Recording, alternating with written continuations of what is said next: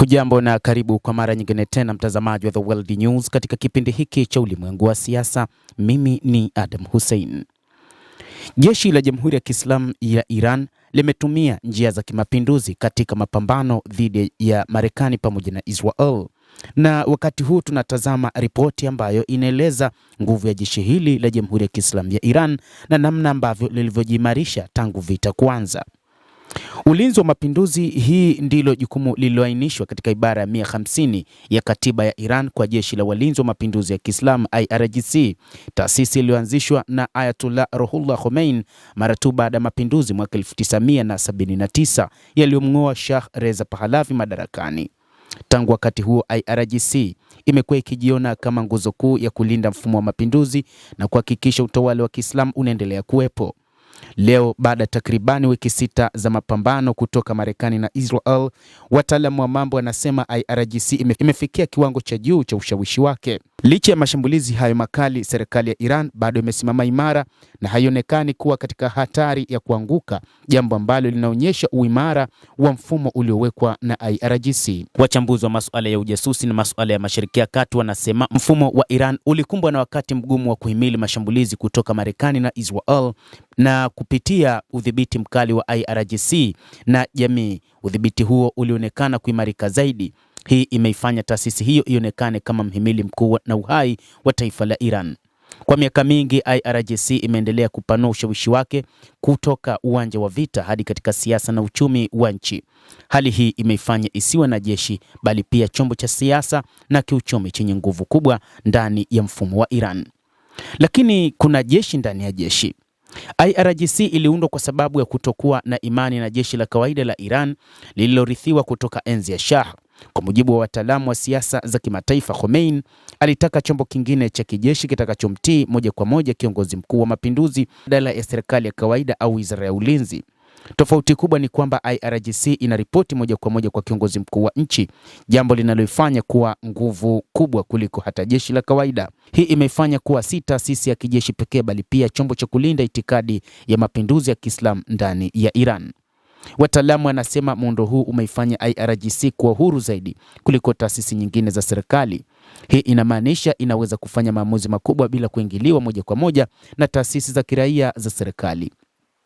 Kwa muda mrefu hali hii imeongeza mvutano kati ya jeshi la kawaida na IRGC, lakini baada ya muda IRGC imeibuka kuwa taasisi yenye nguvu kubwa zaidi ndani ya mfumo wa ulinzi wa Jamhuri ya Kiislamu ya Iran. Hata hivyo, jeshi hili linaonekana lilijenga kupitia vita na historia. Vita vya Iraq na Iran mwaka 1980 hadi 1988 vilikuwa hatua muhimu sana katika kuipa IRGC nguvu na uzoefu mkubwa wa kijeshi. Katika kipindi hicho, IRGC ilijionyesha kama jeshi lenye utii mkubwa kwa serikali na uwezo wa kupigana vita virefu.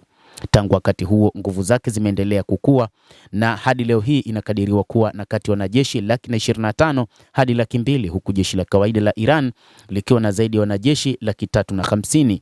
Na hata hivyo, wachambuzi wanasema nguvu ya IRGC haipimwi tu kwa idadi pekee bali na siasa na uchumi. Katika miongo iliyofuata IRGC imekuwa ikijenga uwezo wake wa teknolojia hasa katika makombora na drone. Hii imeifanya Iran kuwa na uwezo wa kujibu mashambulizi ya nje kwa haraka na nguvu. Kwa hali hiyo, licha ya kuwa na idadi ndogo kuliko jeshi la kawaida, IRGC imekuwa ikionekana kuwa na nguvu kubwa zaidi kimkakati na kiutendaji. Hata hivyo, jeshi hili la IRGC limekuwa na matawi maalum. Kuna tawi la Basij na Quds. IRGC imetengeneza matawi kadhaa maalum ambayo yanaipa nguvu na uwezo ndani na nje ya Iran.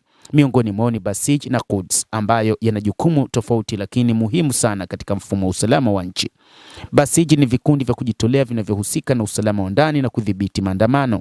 Kundi hili limekuwa likilaumiwa kwa kushiriki katika ukandamizaji na maandamano ya wananchi katika miaka hivi karibuni, ambapo mamia ya watu wameripotiwa kupoteza maisha. Kwa upande mwingine, kikosi cha Quds ni kitengo cha operesheni za nje ya nchi kinachojumuisha vita visivyo vya moja kwa moja, intelijensia na kusaidia makundi washirika wa Iran katika maeneo mbalimbali ya Mashariki ya Kati, ikiwa ni pamoja na Lebanon, Gaza na Yemen. Marekani na mataifa mengine ya magharibi yamekuwa yakiona kama kikosi cha Quds ni kama moja ya vitengo hatari zaidi vya jeshi la Iran kutokana na shughuli zake za kimataifa. Baada ya mashambulizi ya Marekani na Israel, IRGC ilibadilisha mfumo wake wa uendeshaji na kuanza kutumia Mosaic System, mfumo unaoruhusu kila mkoa kufanya maamuzi ya kijeshi kwa uhuru zaidi bila kusubiri amri kutoka makao makuu Tehran. Katika mfumo huu, Iran iligawanya nchi katika mikoa 31, kila moja likiwa na jukumu la kijeshi na akiba ya makombora na drone. Hii imeifanya Iran kuwa na uwezo wa kujibu mashambulizi haraka hata kama miundo ya mawasiliano ya kitaifa imeathiriwa. Wachambuzi wanasema mfumo huu umejengwa kutokana na uzoefu na kuona kushindwa kwa mataifa makubwa kama Marekani katika vita vya Iraq na Afghanistan, ambapo Iran imejifunza umuhimu wa vita vya mgawanyo badala ya uongozi wa kati pekee. Hii pia imefanya IRGC kuwa na uwezo wa kuendelea na mashambulizi hata kama sehemu ya uongozi wake ikiwa imelengwa na adui. Nguvu ya uwanja wa kivita. Mbali na kijeshi, IRGC imekuwa na ushawishi mkubwa katika uchumi wa Iran. Inamiliki hisa katika sekta ya mafuta, ujenzi, benki na miradi mikubwa ya kitaifa. Hii imeifanya kuwa si tu taasisi ya ulinzi bali pia mchezaji mkubwa wa kiuchumi. Wataalamu wanasema ushawishi huu wa kiuchumi unaipa nguvu zaidi ya kisiasa ndani ya serikali ya Iran, ambapo majenerali wake mara nyingi hushiriki moja kwa moja katika maamuzi ya kitaifa. Hata hivyo, ni ushawishi katika upande wa siasa. Majenerali wengi wa IRGC wapo katika upande wa siasa. Hata wakati huu wa mazungumzo kati ya Marekani na Iran, miongoni mwa washiriki wakuu katika mazungumzo hayo, miongoni mwa majenerali ambao walitoka katika IRGC.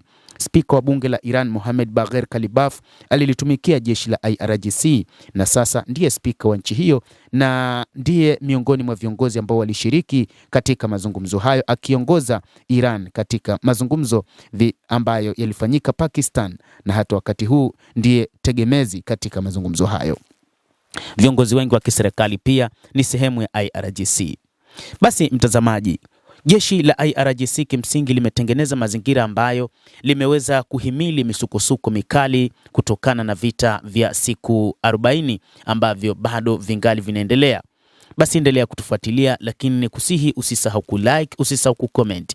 Kadhalika usisahau kusubscribe channel yetu hii ili upate habari hizi kwa mapana kupitia The World News. Mimi ni Adam Hussein, endelea kuwa nasi wakati wote, endelea kutufuatilia.